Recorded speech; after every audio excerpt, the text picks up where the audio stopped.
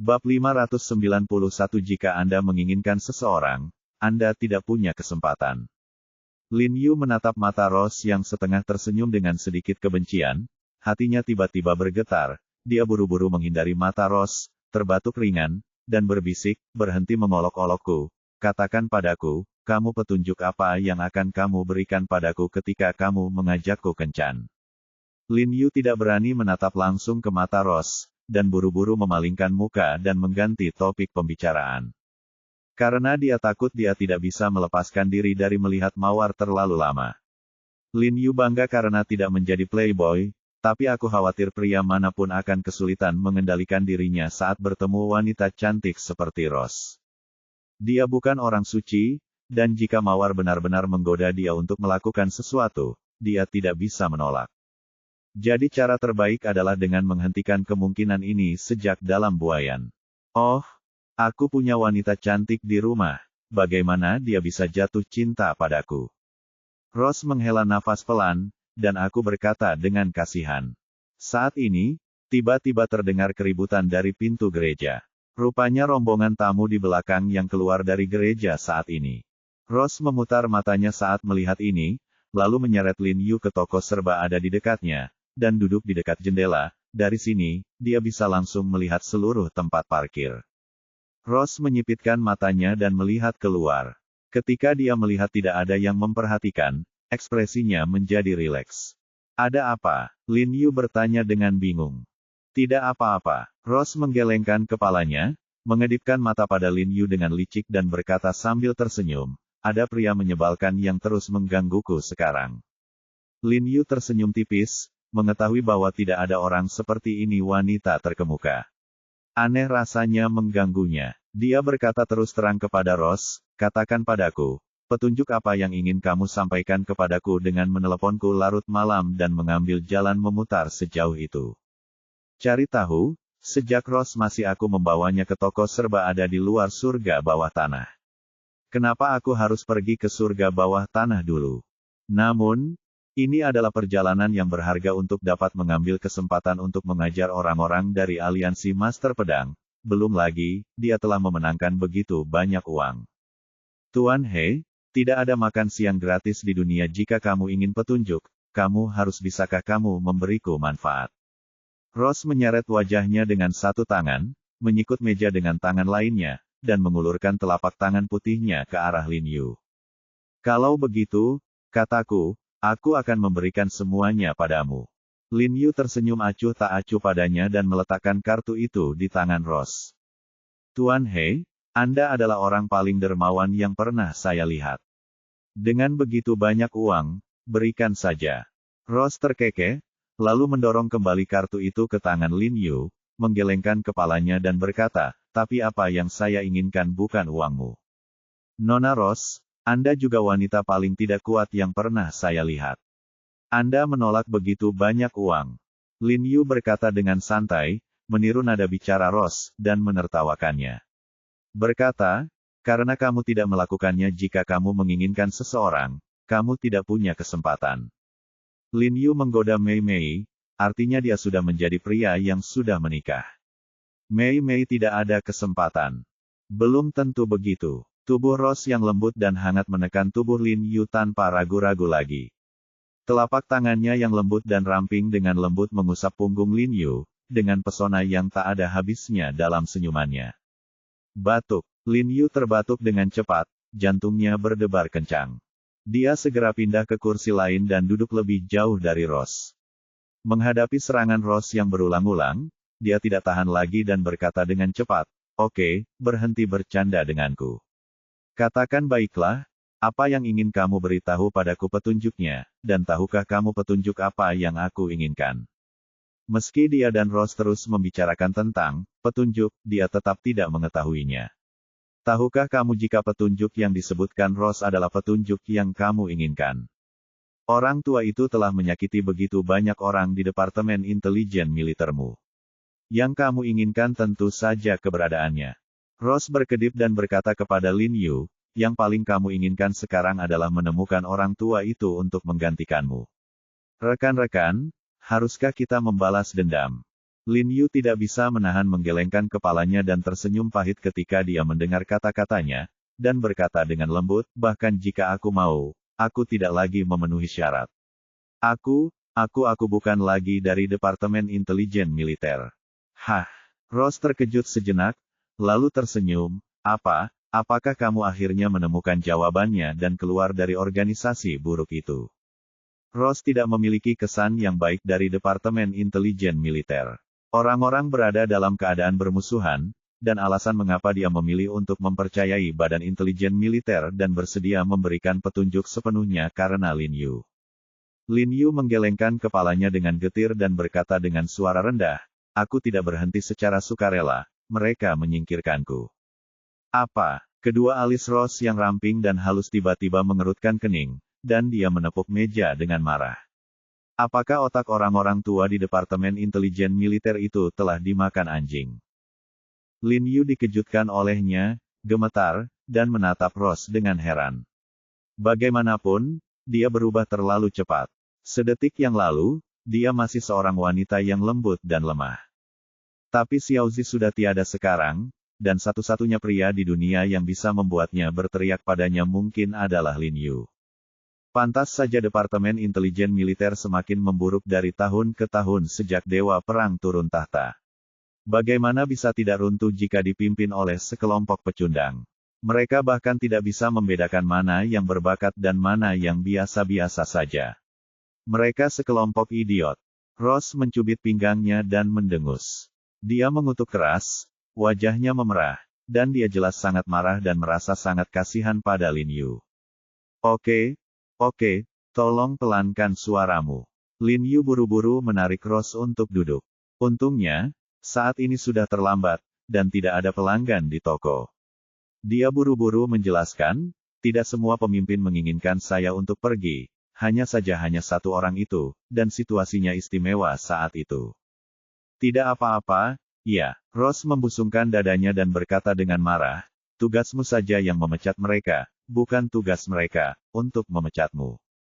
Saat dia berbicara, ekspresi Ross tiba-tiba berubah, dan kemarahannya sebelumnya terhapus. Dia mendekati Lin Yu dan menghela napas sambil tersenyum, Hei, Tuan He, pernahkah Anda melihat apa yang terjadi dengan Departemen Omong Kosong yang Anda miliki bekerja begitu lama? Ini untukmu, jadi tidak ada yang terlewatkan di sini. Kenapa kamu tidak ikut denganku? Bukankah lebih bagus jika kita meninggalkan tempat ini dan berkeliling dunia? Gunung Qiandu sejak kecil. Ketika dia besar nanti, dia selalu bermimpi menjadi pahlawan wanita, dan dia selalu ingin bertarung dengan pedang sampai ke ujung dunia. Tapi ketika dia mengucapkan kata-kata ini, dia sepertinya menyadari sesuatu. Dia tidak khawatir dan bisa pergi kemanapun dia mau. Tapi Lin Yu berbeda dengan orang tua dan kekasih, jadi dia tidak bisa menahan diri. Lin Yu tidak menolaknya dengan tergesa-gesa, tetapi menatapnya dengan mata membara dan berkata, bagaimana dengan kebencian Xiaozi? Bisakah kamu melepaskannya? Lin Yu tahu bahwa sejak Xiaozi meninggal, satu-satunya makna hidup Ross, adil untuk membalaskan dendam Xiaozi. Kali ini Ross bersedia berbagi petunjuk karena sebenarnya dia ingin menggunakan kekuatan Badan Intelijen Militer untuk menyingkirkan tuannya dan Ling Xiao serta membalaskan dendam kakaknya. Hati Ross bergetar hebat ketika dia mendengar kata-kata Lin Yu, dan kabut muncul di matanya, seolah dia mengingat kematian tragis kakaknya lagi. Bagaimana kita bisa melepaskan begitu saja kebencian yang mendalam? Namun, ketika dia melihat wajah lembut Lin Yu di depannya, jejak kelembutan tiba-tiba muncul di matanya, dan air matanya menjadi lebih banyak. Dia berkata dengan lembut, selama kamu bisa membawaku pergi, aku bisa. Orang mati telah meninggal, dan orang yang hidup akan tetap hidup. Dia harus hidup dengan kehangatan yang tersisa, jika Lin Yu bersedia menjadi satu-satunya kehangatan yang tersisa. Tapi dia tahu bahwa Lin Yu tidak akan pernah melepaskan keluarga dan kekasihnya, sama seperti dia tidak akan pernah melepaskan kebencian mendalam kakaknya. Oleh karena itu, semua ini tidak lebih dari kepalsuan. Karena itu palsu, apalagi yang tidak bisa disetujui. Lin Yu menatap matanya yang penuh kasih sayang, dan hatinya sangat tersentuh. Dia berkata dengan lembut, mungkin, suatu hari, aku akan menemanimu berkeliling dunia. Ketika semuanya sudah selesai, dia mengambil Jiang Yan dan Ye Qingmei menikmati gunung dan sungai bersama Mei Mei bukanlah sesuatu yang tidak akan pernah terjadi. Namun, hal itu mungkin tidak akan terjadi sampai waktu yang sangat lama kemudian. Rose menatap mata Lin Yu yang bersinar sejenak, lalu tersenyum sok dan berkata, "Oke, kalau begitu aku akan menunggu." Lin Yu mengangguk dengan sungguh-sungguh, dan melihat bahwa hari sudah larut, dia melanjutkan apa yang baru saja dia katakan, Anda belum mengatakannya. Jika Anda memberi saya syarat, apa yang Anda ingin saya lakukan untuk Anda? Tapi seperti yang saya katakan tadi, saya bukan lagi anggota Departemen Intelijen Militer Departemen, tidak ada yang bisa saya lakukan. Tanda seru, tidak diperlukan uang, yang berarti Rose juga membutuhkan Lin Yu untuk membantunya melakukan sesuatu. Aku tidak membutuhkan intelijen militer, aku hanya membutuhkanmu. Rose tersenyum pada Lin Yu. Aku ingin kamu mencuri sesuatu untukku. Oke. Rose sedikit terkejut, dan sedikit terkejut melihat Lin Yu setuju dengan begitu gembira. Dia bertanya lagi, apakah kamu mendengar dengan jelas? Apa yang saya katakan adalah, mencuri, sesuatu untuk saya. Mendengar dengan jelas, jadi dia bertanya lagi dia menekankan, loh, pemuda baik seperti Lin Yu yang taat hukum dan jujur, ketika mendengar kata, mencuri, reaksi pertamanya adalah menolak begitu bahagia. Tanda seru. Aku tahu. Lin Yu tersenyum dan mengangguk, dan menegaskan lagi, katakan padaku di mana harus mencurinya. Rose membuka mulutnya, lalu kedua matanya yang indah melengkung menjadi bulan sabit, dia memiringkan kepalanya dan tersenyum pada Lin Yu. Kamu tidak bertanya padaku apa yang akan aku curi. Kamu tidak bertanya apakah ada bahayanya. Apakah kamu tidak takut memprovokasi musuh yang kuat untuk ini? Lin Yu tersenyum ringan, dengan isyarat tersenyum penuh kasih sayang, dia mengedipkan mata ke arah Rose dan berkata dengan nada menggoda, untuk Nona Rose, bahkan jika dia menjadi musuh seluruh dunia, dia tidak akan ragu-ragu. Bab 592 Dia adalah beban. Ketika Rose mendengar kata-kata Lin Yu, matanya bersinar, dia sedikit terkejut, jantungnya berdetak lebih cepat, lalu dia tersenyum dan berkata, Tuan He, mulutmu manis sekali, tidak heran kamu begitu manis, sangat populer di kalangan perempuan. Itu benar. Lin Yu tersenyum ringan padanya, lalu mengganti topik dan bertanya, katakan padaku, di mana kita akan mencuri sesuatu. Set, pelankan suaramu. Menekan dia bibirnya, dia terkikik pada Lin Yu, Tuan He, Anda benar-benar tidak memiliki pengalaman sebagai pencuri. Jika kita pergi mencuri sesuatu, bisakah Anda mengatakannya secara terbuka? Rose menunjuk keluar tempat parkir, mari kita tunggu dengan sabar. Seseorang akan membawa kita ke sana. Lin Yu sedikit terkejut dan melihat melalui kaca menuju tempat parkir ke arah yang ditunjuk Rose. Saat dia mengobrol dengan Rose, hampir semua orang di tempat parkir telah pergi. Tempat parkir luas yang tadi penuh dengan mobil mewah, kini tersisa sekitar 10 mobil, dan gereja yang baru saja mereka tinggalkan. Semua lampu menyala, di dalamnya juga dimatikan, dan tidak ada gerakan sama sekali. Lin Yu menatap Rose dengan curiga. Rose tidak berkata apa-apa dan menunjuk keluar, memberi isyarat kepada Lin Yu untuk tetap bersabar dan terus melihat. Saat ini sangat sepi, tidak ada orang di sekitar, dan saat itu hampir jam 1 pagi. Lin Yu bingung dan tidak tahu apa yang diharapkan saat ini, tetapi melihat ekspresi tertarik Rose, dia tidak melakukannya tidak bertanya lagi. Dia mengikuti Rose dan terus menunggu dengan sabar. Setelah menunggu sekitar setengah jam, tiba-tiba sesosok muncul dari dalam gereja. Dia melihat sekeliling, lalu tiba-tiba berbalik dan melambai penuh semangat ke arah gereja. Karena cahayanya terlalu gelap, Lin Yu tidak bisa melihat wajah pria itu dengan jelas, dan hanya bisa melihat samar-samar perilakunya. Setelah sosok itu melambai, dia berbalik dan berjalan menuju tempat parkir. Pada saat itu, beberapa sosok berkulit hitam keluar dari gereja, dan salah satu dari mereka tampak sedang memegang sesuatu di pelukannya. Beberapa orang melihat sekeliling dengan waspada, lalu dengan cepat berjalan menuju tempat parkir. Keluar, Rose tersenyum manis dan berkata, barang-barang yang ingin aku curi ada di tangan mereka. Ayo pergi. Seperti yang dikatakan Ross, dia mengulurkan tangannya dan menarik Lin Yu, memberi isyarat untuk pergi keluar. Tunggu sebentar, aku akan membereskan peralatannya.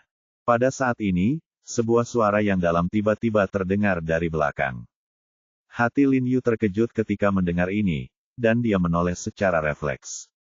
Dia melihat seorang pria muda berseragam kasir berdiri di atas meja kasir. Dia sedang mengemasi ransel berat dengan kepala tertunduk sedang menonton. Dia juga menatap Lin Yu. Saat matanya bertemu Lin Yu, permusuhan besar tiba-tiba muncul di matanya. Lin Yu terkejut, bertanya-tanya mengapa pria itu memandangnya dengan sikap bermusuhan seperti itu, tetapi kemudian Lin Yu mengerutkan kening, menatap pria itu dengan hati-hati, dan berseru, "Itu kamu." Lin Yu dapat mengenali kesan bahwa ini kasir adalah rekan yang membantu Ross mengejar Zhang Yuxi terakhir kali, tetapi kakinya terluka parah. Lin Yu awalnya ingin membantunya menyembuhkan, tetapi dia menolak. Melihat pakaiannya saat ini, Lin Yu tiba-tiba mengerti bahwa dia dan Ross sudah berencana untuk menunggu di sini sekarang. Menghadapi keterkejutan Lin Yu, pria berseragam itu tidak menunjukkan ekspresi di wajahnya. Dia menatap Lin Yu dengan dingin, menundukkan kepalanya dan terus mengemasi ranselnya. Lin Yu tersenyum tak berdaya, bertanya-tanya dalam hatinya. Ini mungkin kedua kalinya dia bertemu pemuda ini. Entah kenapa, dia begitu memusuhi dia sejak pertemuan pertama, dan dia tidak pernah menyinggung perasaannya. Abaikan dia, itu dia. Ross sepertinya mengerti apa yang dipikirkan Lin Yu, tersenyum pada Lin Yu. Dan berkata, "Ngomong-ngomong, izinkan aku memperkenalkanmu secara resmi. Ini temanku, Bailey." Tersenyum dan mengangguk. Melihat Mei Mei tidak mengungkapkan apapun selain namanya, mengetahui bahwa dia memiliki beberapa keraguan, Lin Yu tidak bertanya lagi. Faktanya, menilai dari keterampilan Bailey, dia sudah menebak Bailey ini latar belakang tidak sederhana. "Ini milikmu." Bailey juga mengeluarkan tas dari bawah kasir saat ini, memasukkannya ke dalam Ross, dan berkata, "Masih sama seperti sebelumnya, ada penyengat dan pistol saku yang disembunyikan di dalam saku yang tersembunyi. Jika ada di sana, ada bahaya nanti, kalau begitu, sembunyilah di belakangku." Dilihat dari nada suaranya, dia sangat mengkhawatirkan Ross. Setelah mengatakan itu, dia tidak mengatakan apa-apa lagi, menoleh dan berjalan keluar dengan cepat, sambil bergumam pada saat yang sama, "Itu tidak perlu." Lin Yu sedikit terkejut, seolah-olah dia mendengar Bailey berbicara tentang dirinya sendiri, dan ekspresi aneh muncul di wajahnya. "Kubilang, itu dia, abaikan saja dia."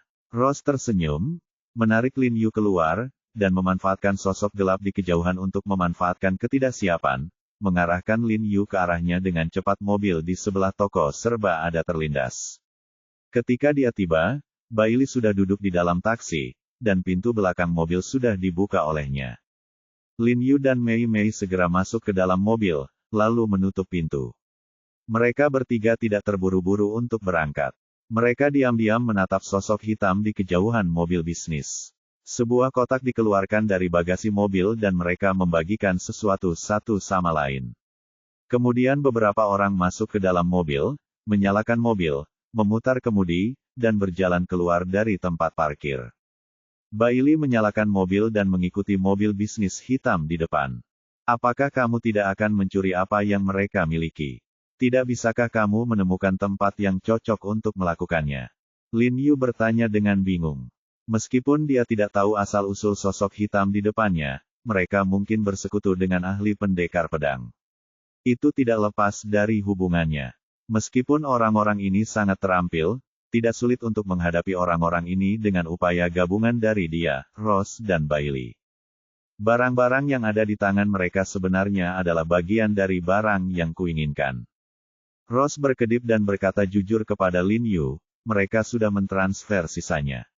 Ini bagian terakhir, jadi aku harus mengikutinya. Tunggu sampai mereka mengirimkan yang terakhir, berpisah, lalu mencuri semuanya."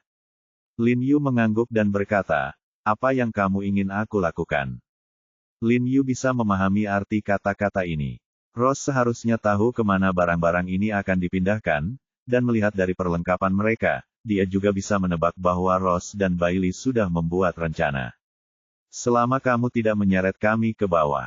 Sebelum Ross selesai berbicara, Bailey di dalam taksi melirik Lin Yu di kaca spion dan berkata dengan dingin, setelah kita masuk nanti, kamu bisa melihat ke arah angin, di luar. Petik 2. Perhatikan angin. Lin Yu sedikit terkejut ketika mendengar ini, dan tampak sangat terkejut. Dia benar-benar tidak menyangka bahwa Ross telah menghabiskan begitu banyak usaha hanya untuk membuat dirinya datang dan membantu mereka mengawasi. Lin Yu memiliki kepribadian yang rendah hati dan tahu betul bahwa ada orang di luar dunia dan ada surga di luar dunia, jadi dia tidak pernah berpikir bahwa dia begitu hebat, tapi, dia tidak bisa diizinkan melakukan pekerjaan itu, dari pengintaian, kan? Bukankah ini hanya menggunakan senjata anti pesawat untuk membunuh nyamuk? Nada kata-kata Bailey membuat Lin Yu merasa kesal, terutama ketika Bailey mengatakan bahwa dia tidak akan membiarkan dirinya menyeret mereka ke bawah. Dia menjadi marah. Jelas Ross yang memintanya untuk membantu, jadi mengapa dia menjadi penghambat mereka? Tapi demi Ross, dia tidak mendapat serangan, jadi dia berkata kepada Ross, oke, perhatikan saja anginnya. Aku akan mengikuti pengaturanmu. Petik 2. Jangan dengarkan omong kosongnya. Bailey dengan marah, dan berkata Lin Yu berkata, kamu akan ikut dengan kami nanti. Ross. Bailey menyela dia dengan dingin sebelum dia selesai berbicara, dan berkata dengan suara yang dalam, ini bukan permainan anak-anak. Kami tidak bisa membawanya masuk. Kami tidak memiliki pengalaman apapun di bidang ini.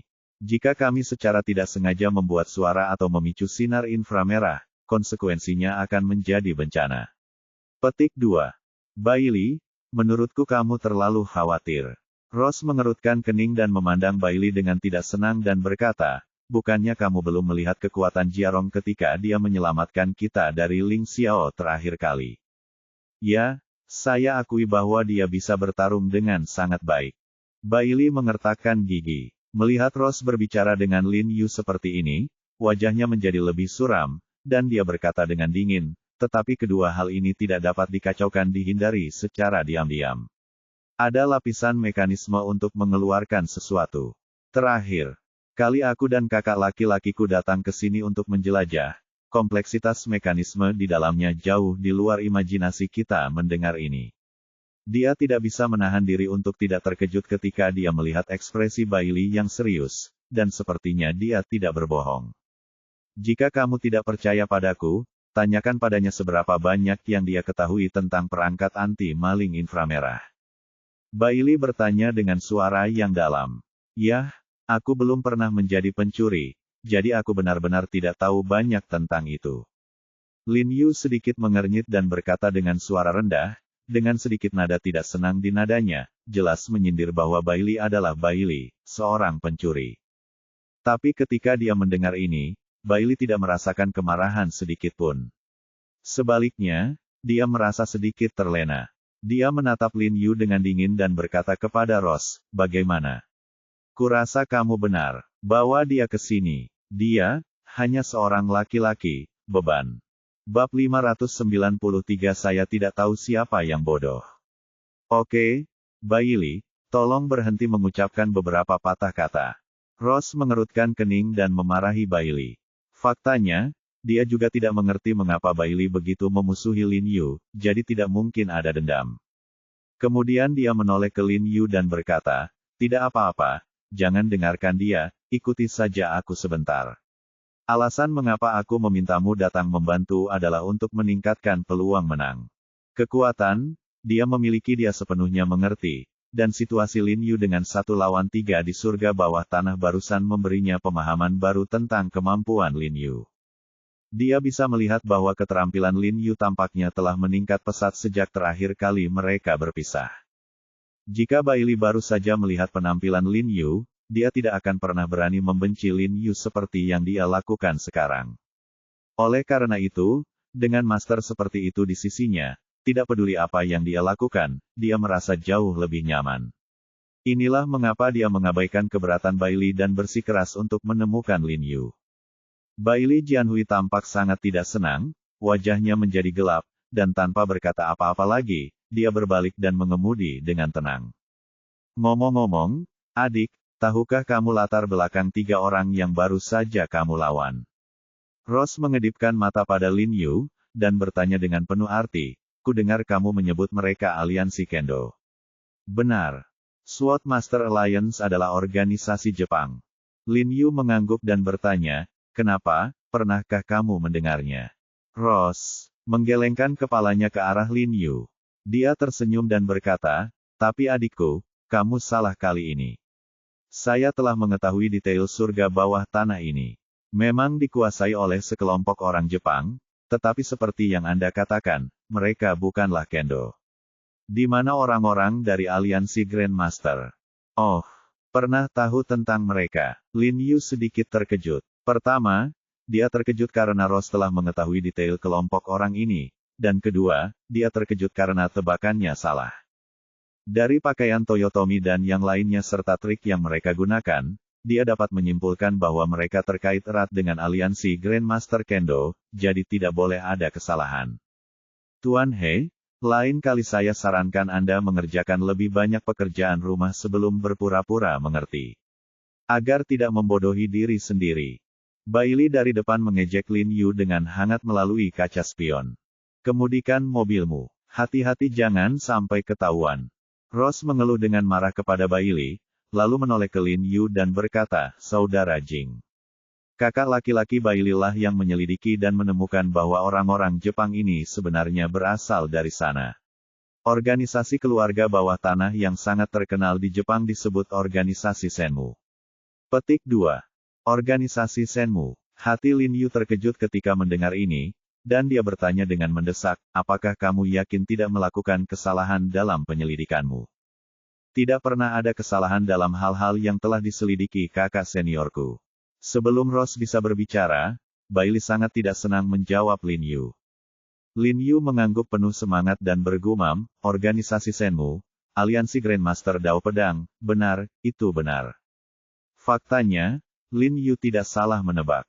Orang-orang ini memang dari aliansi Grandmaster Dao Pedang yang tergabung dalam organisasi Senmu di bawah Sword Master Alliance. Terakhir kali Hezizen diracuni oleh organisasi Senmu dan memberitahu Lin Yu bahwa organisasi Senmu telah mencuri dokumen yang berkaitan dengan jalur hidup Tiongkok. Lin Yu menduga bahwa organisasi Senmu ada hubungannya dengan aliansi Grandmaster Dao Pedang ini.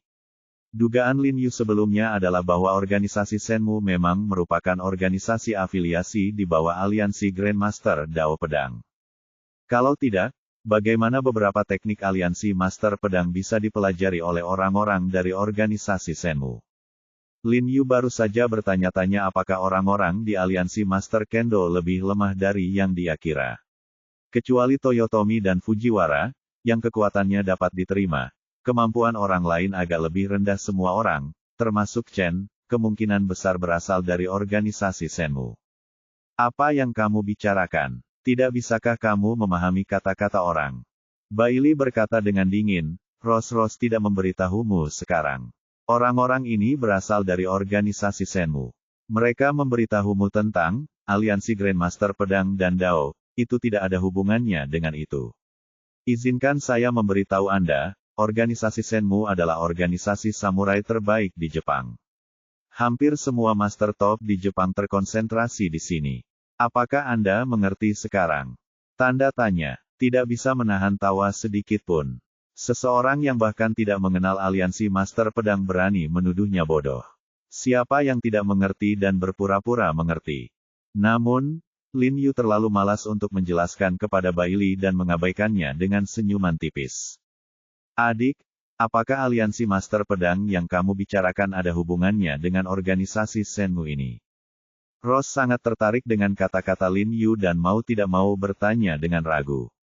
Ini, aku akan menjelaskannya kepadamu nanti. Lin Yu tersenyum tipis dan berkata, ayo, seberapa banyak yang kamu ketahui tentang organisasi pohon suci ini? Wajah Ross menjadi serius lagi dan berkata, sejauh ini seperti yang kita ketahui, organisasi Senmu telah menghabiskan waktu dan energi yang lama untuk menyusup ke Tiongkok. Adapun tujuannya, kami belum menyelidiki dengan jelas.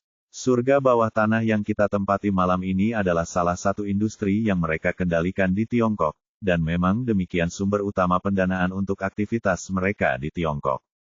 Tapi saya tidak menyangka perbendaharaan mereka di Tiongkok akan terkuras habis oleh Anda dalam semalam. Ross tidak bisa menahan tawa ketika dia mengatakan ini, dan matanya yang menatap Lin Yu tidak bisa menahan diri untuk tidak bersinar dengan sedikit kekaguman. Sebagai orang Tionghoa, Ross secara alami memiliki kepercayaan diri nasional yang kuat. Lin Yu tidak hanya membawa kejayaan bagi Tiongkok tetapi juga menghancurkan salah satu sumber pendapatan utama pihak lain. Dan wanita mana yang tidak mengagumi pahlawan?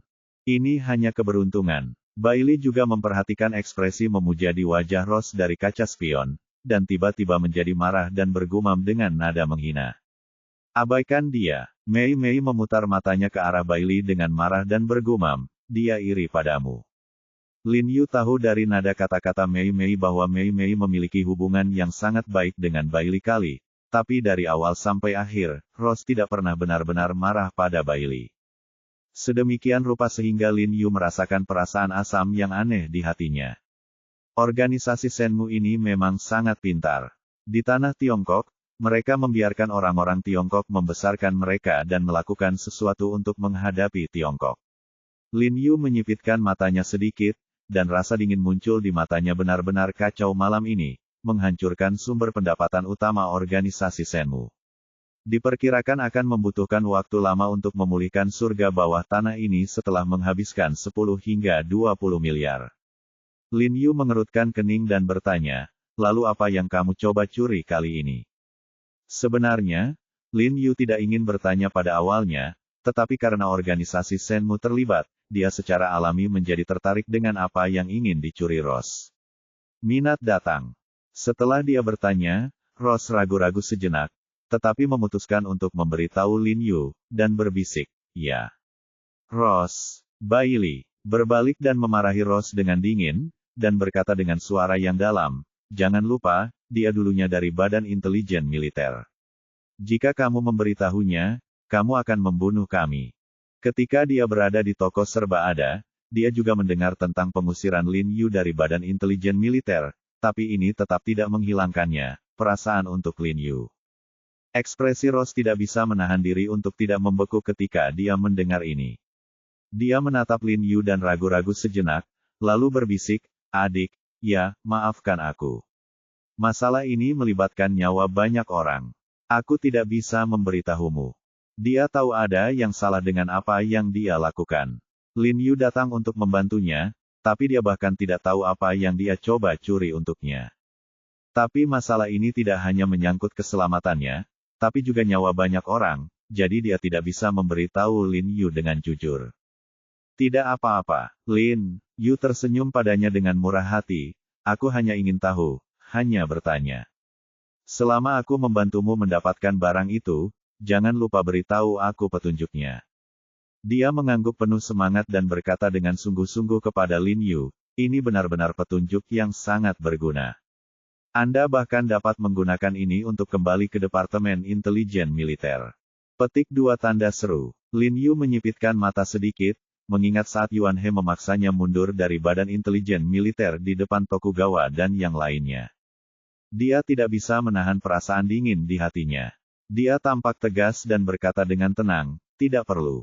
Oke, aku akan melakukannya. Kita sudah sampai. Saat ini, Bailey yang duduk di kursi pengemudi tiba-tiba mengingatkan mereka dengan suara yang dalam. Mereka melihat mobil bisnis hitam di kejauhan telah melambat, dan sepertinya telah memperhatikan Lin Yu dan yang lainnya dan melambat secara khusus. Bailey tidak ragu-ragu sama sekali, dan langsung melewati mobil mereka.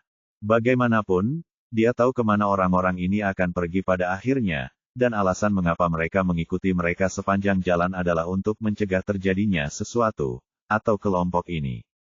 Orang, ganti tempat di tengah jalan dan pindahkan barang ke tempat lain. Karena surga bawah tanah ini awalnya terletak di kawasan pinggiran kota, dan kini karena jaraknya yang begitu jauh, kawasan di sekitarnya tampak semakin terpencil dan terpencil. Namun setelah berjalan beberapa saat, tiba-tiba muncul area villa besar dengan halaman yang luas di depannya, namun hampir tidak ada cahaya, sehingga tingkat huniannya pasti rendah. Bailey langsung berkendara melewati area villa, dan akhirnya menemukan tempat terpencil untuk memarkir mobil di tanggul sungai yang ditumbuhi pohon willow. Bailey melihat kembali ke area villa yang baru saja dia lewati, menunjuk ke satu-satunya halaman dengan lampu menyala di kejauhan, dan berkata dengan sungguh-sungguh, "Itu dia." Lin Yu dan Mei Mei melihat ke atas bersama-sama, dan hanya melihat dinding halaman itu. Ada 7 atau 8 lampu yang menyala, membuatnya sangat mencolok di antara villa-villa. Tak lama kemudian, mobil bisnis berwarna hitam dari sebelumnya perlahan melaju ke pintu villa. Kemudian pintu terbuka dan mobil bisnis langsung masuk. "Ayo pergi." Lin Yu membuka pintu mobil dan keluar dari mobil. "Tunggu." Ross segera meraihnya dan berkata, "Kamu tidak tahu apa yang terjadi di dalam, jadi cepatlah masuk." Pemula Bailey melirik Lin Yu dengan jijik dan mencibir lalu, "Jangan bawa dia bersamamu. Kamu sama sekali tidak tahu apa-apa, sungguh pria yang ceroboh." Bab 594 sederhana dan kasar. Sambil berbicara, Bailey sudah mengeluarkan pena dan sketsa dari ranselnya, lalu dia melambai kepada Ross, keluar dari mobil, dan bersembunyi di belakang mobil, membiarkan mobil menghalangi cahaya agar tidak ketahuan oleh orang-orang di villa jauh. Setelah melihat ini, Ross segera menarik Lin Yu keluar dari mobil dan berjongkok di depan Bailey. Setelah Bailey menyalakan senter, dia dan Lin Yu dapat melihat sketsa di tanah dengan jelas, sudah jelas bahwa bagian dalam sebuah rumah. Mata Ross berbinar dan dia berkata dengan heran, "Bailey, perjalananmu dengan saudara Jing hari itu sangat berharga." Jelas, Ross telah menduga bahwa sketsa ini mungkin adalah struktur internal villa yang digambar Bailey berdasarkan struktur internal rumah ketika dia dan kakak laki-lakinya pergi memeriksanya terakhir kali. Mata Bailey berkilat kegirangan saat mendengar kata-kata Ross, namun ia tetap berpura-pura tenang dan berkata dengan tenang, "Ini semua sepele. Jika kakak senior dan aku tidak diberi waktu sesingkat itu hari itu, kami pasti akan menjatuhkannya, bangunannya. Struktur di atas, di bawah, dan di ruang bawah tanah semuanya sudah diketahui. Meskipun gambar ini hanya menggambarkan 80% struktur internal, itu sudah cukup." Dia sengaja berpura-pura ketika berbicara mau tidak mau mengungkapkan semacam kesombongan dan rasa puas diri. Dipuji oleh Ross adalah hal yang paling membahagiakan di dunia baginya. Ross mengambil gambar itu dengan penuh semangat di wajahnya dan melihatnya dengan hati-hati. Kemudian alisnya yang halus tidak bisa menahan sedikit pun mengernyit, dan dia berkata dengan sedikit khawatir, "Seperti yang Anda katakan, ada terlalu banyak perangkat anti pencurian di sini. Kami adalah di sini kali ini. Tindakannya jauh lebih sulit daripada yang kukira." Ini juga menunjukkan betapa berharganya benda ini. Bai Liang mengangkat kepalanya dan berkata dengan agak sombong, "Sekarang aku memikirkannya, awalnya aku mengusulkan untuk pergi dengan senior saudaraku dulu. Saran untuk masuk dan mencari tahu sangat bijaksana, sehingga kita dapat memahami struktur umum di dalamnya, yang dapat sangat mengurangi risiko kita ketahuan, dan saya juga menandai beberapa mekanisme utama." Kata Bailey bersama tangannya. Dia menunjuk sketsa itu dan menjelaskannya kepada Ross secara detail. "Xiao Bailey, kamu sangat cakap." Mei Meiran tersenyum manis, tidak bisa menyembunyikan kegembiraan dalam nada suaranya. Ketika Bailey mendengar Ross dipanggil dengan nama yang begitu intim, senyuman muncul di wajah tegasnya untuk pertama kalinya. Dia terus menunjuk ke serangkaian nomor yang tertera di gambar dan berkata, "Setelah penyelidikan menyeluruh, kami dapat memastikannya di sana ada total 2 tim di dalamnya. Ada 6 petugas patroli di setiap tim, dan terlihat dari gerak tubuh mereka yang semuanya ahli. Namun, saya sudah menelusuri secara kasar jejak patroli mereka selama kurun waktu tertentu patroli mereka. Ada bahkan mereka mungkin tidak tahu tentang titik buta kecil itu. Selama kita cukup cepat, kita bisa menyelinap masuk dengan cepat." Ross mengangguk dan mendengarkan baik-baik penjelasan Bailey. Adapun 4 orang yang masuk ke dalam kirimkan barang. Secara pribadi, tidak perlu khawatir sama sekali, karena Bailey telah memberitahunya sebelumnya bahwa keempat orang itu akan segera pergi setelah mengantarkan barang. Bailey tampak sangat senang dengan situasi ini. Dia menunjuk sketsa itu dan melanjutkan, "Ada orang lain yang tinggal di rumah itu. Dia seharusnya menjadi kapten mereka. Orang ini selalu tinggal di kantor di lantai pertama dan sepertinya begitu, tidur langsung di sana. Saya kira, tempat di mana barang-barang itu disembunyikan mungkin di kantornya. Kita harus menemukan cara untuk menjatuhkannya saat kita melihatnya, untuk mencegah dia meminta bantuan. Bailey mengeluarkan telapak tangan segenggam penuh dari saku tas pinggangnya. Sebuah panah saku dengan jarum baja sepanjang 4 hingga 5 cm disematkan padanya. Ujung jarum baja itu agak hijau menembak dengan sangat cepat dan dengan kekuatan yang besar, dan tidak mengeluarkan suara apapun. Suara anak panah itu dilapisi dengan racun, yang dapat melumpuhkan saraf orang dalam sekejap. Saat saya melihat sang kapten, saya yakin akan membunuhnya sebelum dia memanggil bantuan. Ross menatap Bailey, dengan senyuman di matanya dan persetujuan.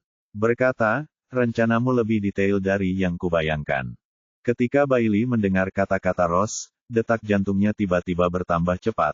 Ekspresi bangga muncul di wajahnya. Dia menatap Ross, dan berkata dengan sungguh-sungguh, masalah ini jika menyangkut hidup dan keselamatanmu, bagaimana mungkin aku tidak berhati-hati? Mendengar kata-katanya, Lin Yu, yang sudah lama terdiam, mau tidak mau mengerutkan kening dan menatap Bailey dengan heran, diam-diam merasa terkejut. Tidak heran dia menunjukkan begitu banyak permusuhan pada dirinya sendiri. Ekspresi Ross sedikit berubah ketika dia mendengar kata-kata Bailey, dan sedikit rona merah muncul di wajahnya. Tentu saja, dia menyadari arti kata-kata Bailey.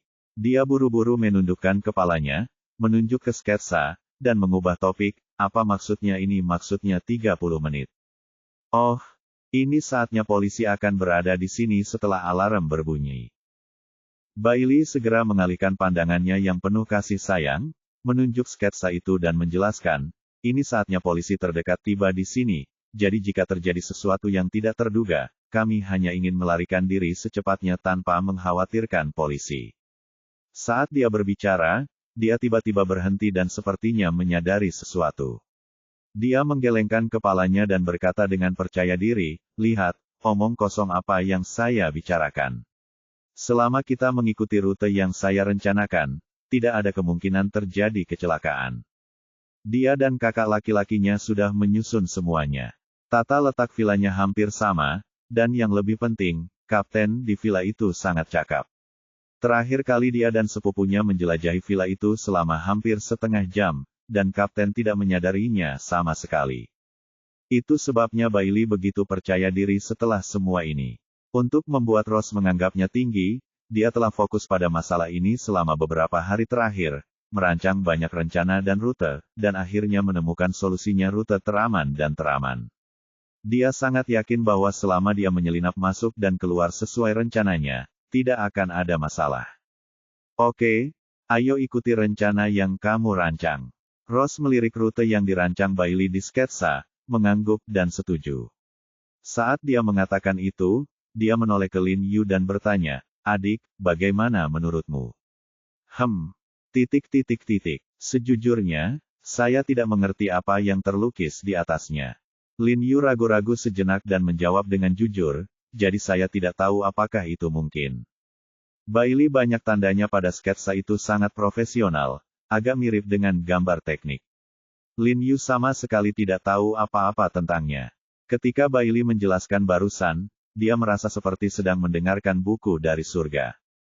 Begitu dia mengucapkan kata-kata ini, Bailey tidak bisa menahan diri untuk tidak mencibir, menatap Lin Yu dengan tatapan sinis di matanya, dan berkata dengan ringan, saya sudah mengatakan bahwa jika dia datang, itu tidak perlu. Saya sudah melakukannya merencanakan segalanya. Ross juga tersenyum tak berdaya pada Lin Yu, menjulurkan lidahnya pada Lin Yu, dan terkekeh, adik, kamu sangat jujur. Ada sedikit nada menyalahkan dalam nada bicara Ross. Bailey selalu mencari peluang untuk melawannya, dan si idiot ini juga sengaja mengatakan yang sebenarnya untuk memberi kesempatan kepada orang lain untuk mengejeknya. Namun, ada sedikit apresiasi di mata Ross pada saat yang sama, dia mengagumi keberanian Lin Yu untuk berbicara dan berani melakukan apa yang dia katakan. Lin Yu tersenyum tipis, melihat sketsa di tangan Ross, tersenyum ringan, dan berkata, meskipun saya tidak tahu apakah solusi ini layak, saya merasa solusi ini terlalu merepotkan. Saya punya solusi yang sederhana dan efisien. Rencana. Oh, rencana apa? Ross tiba-tiba menjadi tertarik. Tahukah Anda, rencana optimal ini adalah hasil pemikiran Bailey selama beberapa hari. Lin Yu bahkan tidak dapat memahami sketsa ini. Bagaimana dia bisa melakukannya? Apakah kamu datang punya rencana yang lebih baik dalam waktu sesingkat itu? Bailey merasa sedikit terkejut, menatap Lin Yu dengan ekspresi cemberut dan mengerutkan kening. Tanpa berbicara, ingin mendengar apa yang akan dikatakan Lin Yu. Kamu baru saja mengatakan bahwa polisi terdekat akan membutuhkan waktu setengah jam untuk tiba di sini, kan? Lin Yu menatap Bailey dan bertanya dengan tegas, artinya, kita hanya perlu tiba dalam waktu setengah jam ini, di sini, kan? Ya, bukankah aku baru saja mengatakan bahwa menurut rencanaku, alarm tidak akan terpicu sama sekali, jadi abaikan saja ini. Bailey mengerutkan kening dan berkata dengan tidak sabar. Lalu tingkat hunian komunitas ini sangat rendah. Lin Yu kemudian bertanya, ya, hampir tidak ada orang yang tinggal di sana. Bailey semakin mengerutkan kening. Dan bertanya dengan bingung, apa maksudmu? Artinya sangat sederhana. Berkata dengan tenang, apa yang ada di dalamnya hanya ada 13 orang termasuk petugas patroli dan kapten. Dan kita bertiga. Peluang menang sangat bagus, saya sarankan kita menyerang saja. Ross dan Bailey tiba-tiba tercengang, menatapnya dengan wajah penuh keterkejutan, seolah-olah dia sedang melihat orang bodoh. Ada apa? Punggung Lin Yu terasa sedikit berbulu ketika mereka melihatnya. Dia menyentuh wajahnya dan bertanya dengan bingung, apakah ada yang salah? Petik 2. Apa yang baru saja kamu katakan? Peluang menangnya tinggi. Petik 2. Ya, peluang menangnya besar. Bab 595 Rencana Optimal. Puff. Bailey, yang dari tadi memasang wajah datar, tiba-tiba merasa geli dengan kata-kata Lin Yu. Lin Yu tampak seperti sedang melihat seorang psikopat yang parah. Ekspresinya penuh dengan ejekan, dan dia berkata kepada Lin Yu dengan nada sinis, apakah kamu salah minum obat? Ada 13 orang di sini, bukan 3. Jangan berpikir bahwa hanya karena kamu mengalahkan 3 orang, kamu pikir kamu tidak terkalahkan. Yu berada di bawah tanah sekarang dengan perbuatan 1 lawan 3, Le Yuan tahu bahwa Lin Yu berani membual tentang Haikou saat ini sepenuhnya karena Lin Yu terlalu bengkak dan terlalu sombong. Setelah bertarung 1 lawan 3, saya benar-benar berpikir saya bisa melawan 10 dari mereka. Itu mungkin saja terjadi pada orang biasa, tetapi orang-orang di dalamnya berasal dari organisasi Shenmue. Organisasi samurai paling kuat di Jepang. Ross tersenyum tak berdaya ketika dia mendengar kata-kata Lin Yu. Dia sepertinya berpikir bahwa Lin Yu agak terlalu percaya diri. Ya, Lin Yu sangat kuat, tapi tidak peduli seberapa kuat dia tidak begitu kuat sehingga dia bisa menjadi kuat kedua. Mereka bertiga bertarung melawan 13 lainnya, dan Lin Yu benar-benar mengatakan ada peluang untuk menang. Kedengarannya sangat lucu. Adik laki-laki, apakah kamu berbicara terlalu keras? Ross menggelengkan kepalanya tanpa daya dan tersenyum. Kamu tahu, barang-barang yang disembunyikan di sini sangat berharga, jadi orang-orang yang dikirim oleh organisasi Shenmue untuk menjaganya juga pasti mereka semua adalah elit. Menurut dugaanku, level mereka masing-masing mungkin tidak jauh berbeda dengan Fujiwara. Ada begitu banyak orang, dan kamu tidak bisa mengalahkan mereka sendirian. Aku tidak bilang aku sendirian, hanya kalian berdua. Bantu aku. Lin Yu berkata dengan ekspresi serius. Mawar. Petik 2 Petik 2. Bailey, adik laki-laki, kamu terlalu meremehkan kami. Ross menggelengkan kepalanya dan berkata sambil tersenyum tak berdaya. Lin Yu sangat mengagumi dia dan Bailey. Dengan kekuatan mereka mungkin memiliki peluang tertentu untuk menang melawan seseorang dari organisasi Shenmue, tapi tentu saja, 1 lawan 3, atau 1 lawan 2, mereka pasti tidak akan menang, bisa menang. Akan benar-benar tersiksa. Tapi masih merupakan fantasi bagi Lin Yu untuk menangani 9 dari mereka sendirian. Ross, jangan dengarkan omong kosongnya. Dia sengaja berpura-pura berada di sini. Abaikan dia. Bailey menatap Lin Yu dengan dingin, giginya gatal karena marah. Dia merasa Lin Yu terlalu pandai pamer, kata dengan dingin, jika kita mendengarkan dia, kita akan jatuh ke dalam jebakan. Adik, menurutku rencanamu masih tidak tepat. Ayo lakukan apa yang dikatakan Bailey dan lebih aman. Ross juga menggelengkan kepalanya dan berkata kepada Lin Yu dengan nada bijaksana, ini adalah Lin Yu. Dia tidak tahan bersikap kasar. Jika ada orang lain yang memiliki ide buruk, dia akan mengusirnya. Ross, menurut rencana yang baru saja kubuat, paling tepat kita berdua masuk. Biarkan dia tinggal di sini untuk melihat keluar. Bailey segera memakai ranselnya, mengemasi barang-barangnya, dan berkata pada Ross. Ross menggigit bibirnya, terlihat sedikit malu. Dia juga tahu bahwa menilai dari kompleksitas mekanisme di dalam ruangan, membawa Lin Yu yang tidak tahu apa-apa memang akan sangat meningkatkan risikonya, tapi jangan membawa Lin Yu bersamamu, dia merasa sedikit tidak bisa dibenarkan, takut Lin Yu akan merasa tidak dihargai. Lin Yu sepertinya memahami pikiran Ross, tersenyum lembut pada Ross, dan berkata, lakukan saja apa yang dikatakan Bailey. Aku tidak mengerti apa-apa, masuk hanya akan menambah bebanmu. Aku akan menunggumu di luar. Wan, jika apapun yang terjadi, aku akan bisa menjagamu. Ross menggigit bibirnya, menatap Lin Yu dengan sedikit rasa bersalah di matanya, dan mengangguk dengan lembut. Kemudian mereka bertiga bergegas menuju halaman belakang villa yang diterangi cahaya bersama-sama. Ketika mereka berada lebih dari 10 meter dari villa, Bailey tiba-tiba menghentikan Lin Yu dan berkata kepada Lin Yu dengan suara yang dalam, tunggu saja di sini, kami akan melakukannya, segera masuk ke area pengawasan, jangan melangkah lebih jauh, kalau tidak kita akan ketahuan bersama. Lin Yu meliriknya tanpa daya, lalu menggelengkan kepalanya dan melihat batu besar di sebelahnya, dan langsung duduk di atasnya. Faktanya, rencana yang disebutkan oleh Lin Yu tidak sesulit yang dipikirkan Ross dan yang lainnya. Jika ke-13 master ini bersatu, Lin Yu memang tidak yakin bisa mengalahkan mereka dalam waktu singkat. Bahkan jika dia yakin, dia tidak bisa menjamin bahwa Ross tidak akan terluka. Namun menurut apa yang dikatakan Bailey, karena ke-13 orang ini dibagi menjadi 2 tim dan 1 kapten, mereka tidak akan berkumpul. Selama Lin Yu dan mereka bertiga menyerbu bersama sesuai dengan metode kekalahan masing-masing, mereka bisa memanfaatkannya dari mereka dan menaklukkan mereka yang tidak siap. 6 orang yang berpatroli kemudian akan menaklukkan orang-orang yang bergegas keluar rumah satu persatu, dan kesulitannya akan berkurang setengahnya. Sayangnya Bailey dan Mei Gui tidak mendengarkan penjelasan Lin Yu sama sekali, dan Lin Yu tidak memaksakannya. Bagaimanapun, rencananya memang jauh lebih berisiko. Bailey melihat waktu di arlojinya, dan menatap kamera di dinding dengan ekspresi serius, menunggu kesempatan. Di saat yang sama, dia mengulurkan tangan dan meraih tangan Ross, dan berkata dengan suara yang dalam, ikuti aku, ingat, jika ada bahaya, kamu harus bersembunyi di belakangku. Ross melirik tangannya yang dipegang oleh Bailey, sedikit mengernyit, dan ingin menariknya keluar, tetapi setelah memikirkannya, dia memutuskan untuk tidak melakukannya.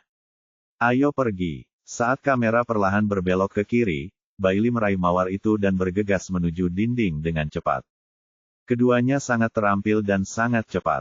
Dalam sekejap, mereka bergegas ke dinding dan memasuki titik buta kamera.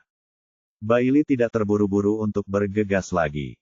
Dia melihat ke bawah pada waktu itu dan menghitung detik dengan sangat akurat. Kemudian wajahnya menjadi gelap dan dia berbisik, lompat. Ross tiba-tiba berjongkok ketika dia mendengar apa yang dia katakan ke dinding halaman bersamanya. Seperti yang telah disepakati sebelumnya, mereka berdua melompat masuk tanpa ada stagnasi.